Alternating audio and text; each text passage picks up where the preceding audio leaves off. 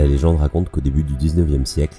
des caravanes de mineurs partis à la recherche de nouvelles mines à prospecter arrivèrent en ces terres entraînés par le courage et la foi.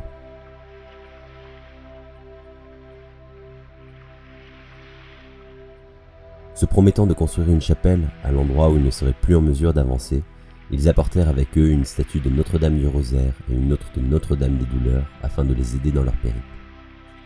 Ils parvinrent bientôt dans une superbe région, au climat sec et doux, où l'eau était abondante et les pâturages verts toute l'année, et décidèrent d'y faire une halte pour se reposer de leur périple. Mais au moment de repartir, une des roues du chariot qui transportait les statues se brisa, obligeant les explorateurs à la réparer.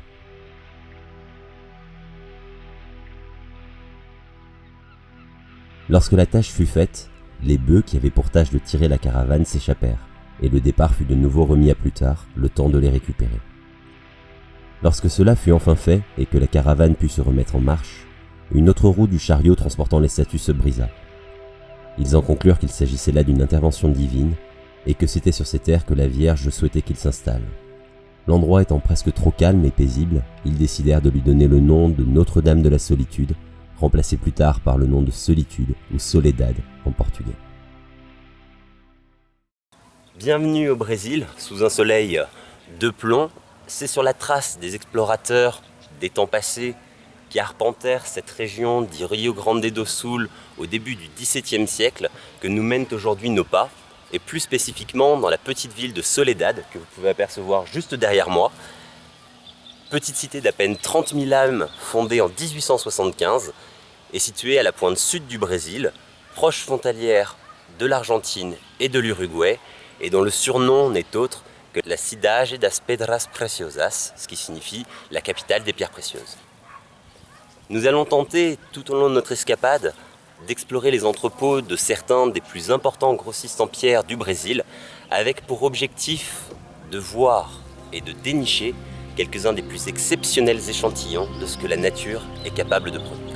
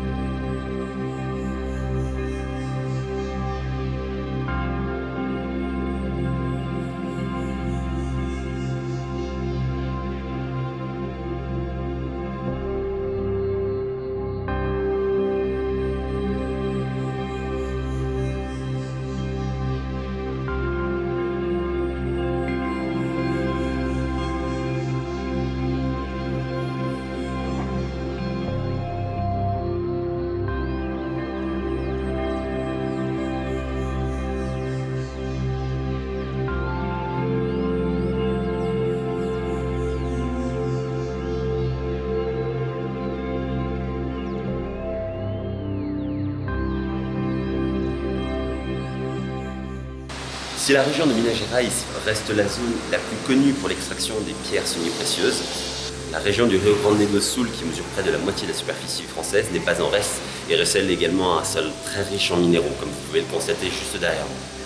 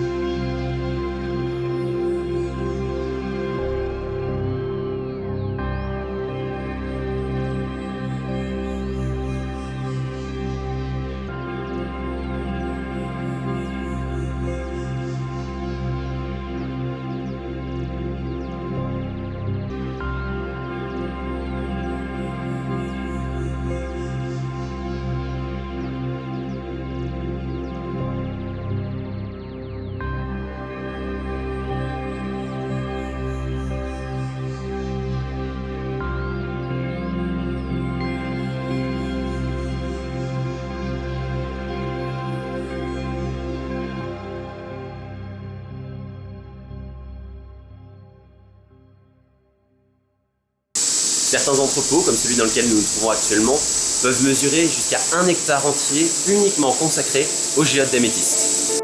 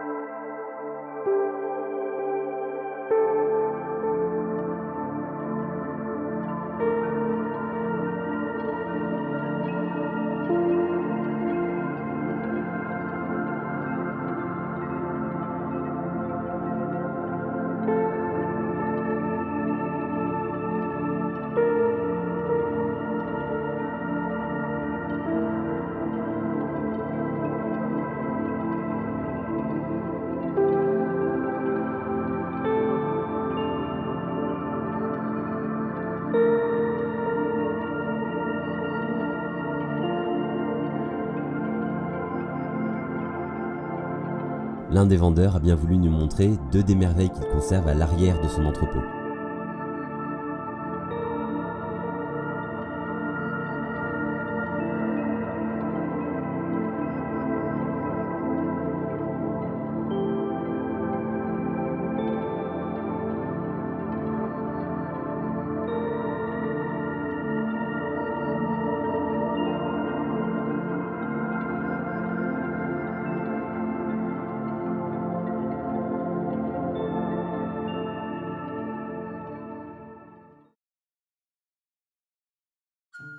Avec l'arrivée des missionnaires jésuites au début du XVIIe siècle, de nombreuses mines furent ouvertes pour extraire des entrailles de la terre, l'or et les pierres précieuses utilisées pour la fabrication de chapelets, d'oratoires et de harnais richement décorés qu'appréciaient les colons.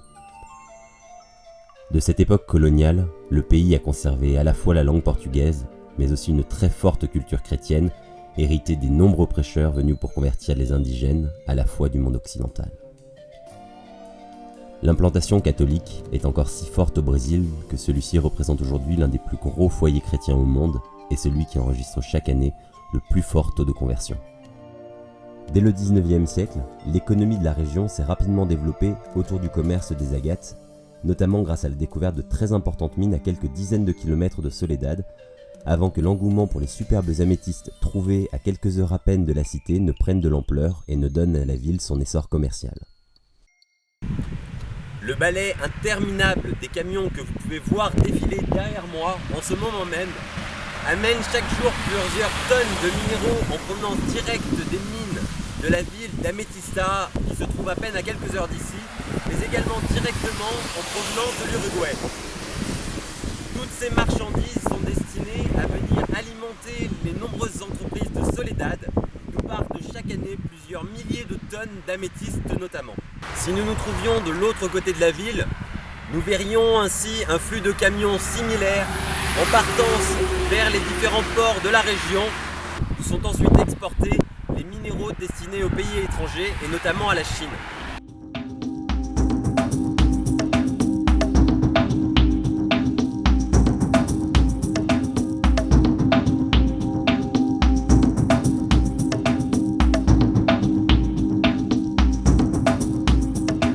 Alors que nous nous rapprochons de notre nouvelle destination,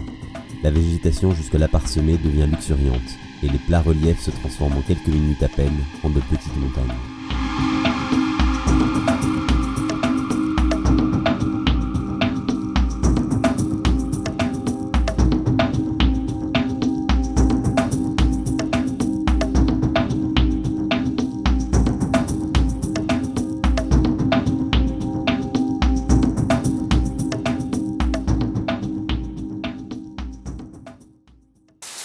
Le temps n'étant pas aujourd'hui de la partie, nous avons décidé de profiter de l'occasion qui nous était donnée lors de ce voyage au Brésil pour venir visiter ici même, à Ametista, les mines d'où sont extraites la plupart des merveilles que vous avez pu voir en vidéo. Je vous propose d'y aller sans tarder avant de finir complètement trempé.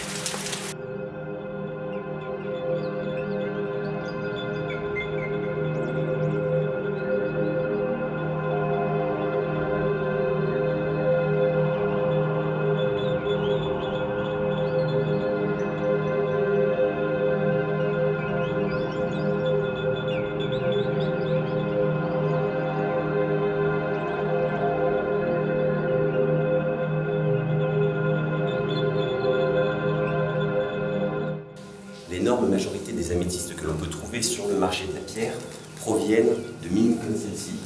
La région d'Améthysta compte à elle seule plus de 400 mines, d'où sont extraits des milliers et des milliers de tonnes d'améthystes chaque année.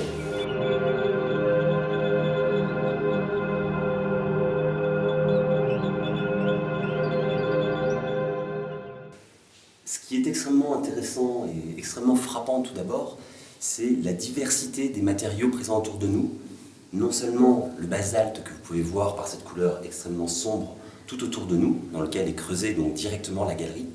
mais également les différentes qualités d'améthyste que l'on peut apercevoir.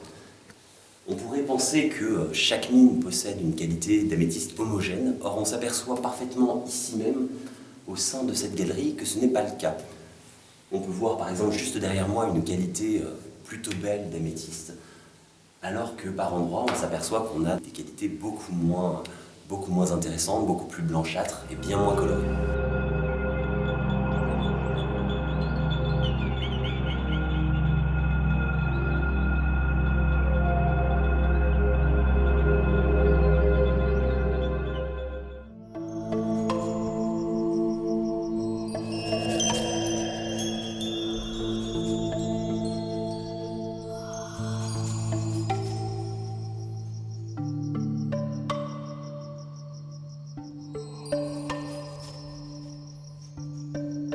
Après avoir longuement discuté avec l'un des responsables, il accepte de nous faire découvrir ses réserves, parmi lesquelles se trouve l'une des améthystes les plus exceptionnelles qu'il m'ait été donné de voir.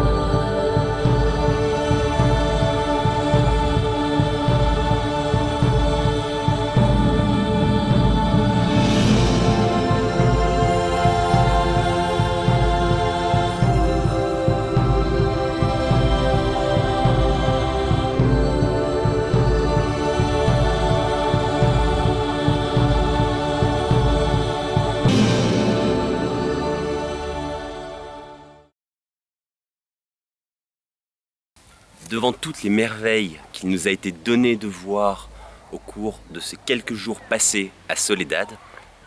il est impossible de ne pas éprouver à la fois un sentiment de quasi-extase,